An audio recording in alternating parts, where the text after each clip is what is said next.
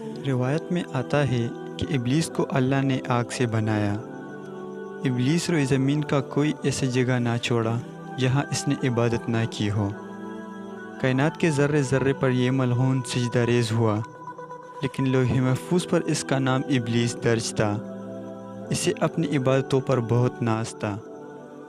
روایت میں آتا ہے کہ جب فرشتوں نے لوح محفوظ پر لکھا ہوا دیکھا کہ ان میں سے کوئی ایک لعنتی ہونے والا ہے، تو فرشتے بہت روئے اور مغفرت طلب کرنے لگی۔ ان کے ساتھ ابلیس بھی تھا، جسے اپنے عبادتوں پر بہت ناز تھا۔ اس نے گمان کیا کہ وہ بہت عبادت والا ہے، یہ بھلا کیسے ہو سکتا ہے کہ وہ عزازیل سے ابلیس بن جائے اور لعنتیوں میں اس کا شمار ہو۔ اللہ نے آدم علیہ السلام کی تخلیق کی۔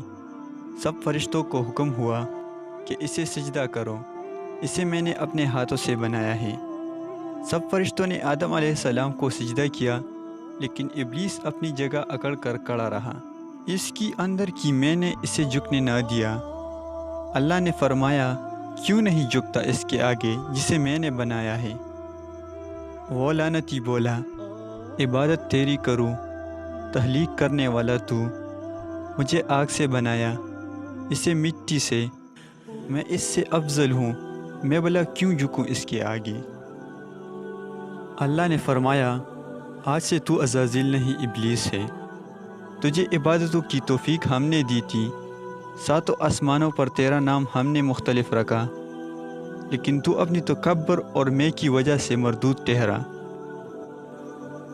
گزارش ہے کہ کبھی تکبر اور میں کو دل میں جگہ نہ دو، اپنی عبادت پر ناز نہ کرو۔ شیطان سے زیادہ عبادت کس نے نہ کی تھی، پھر بھی لعنت کا طوق شیطان کو پہنا دیا گیا۔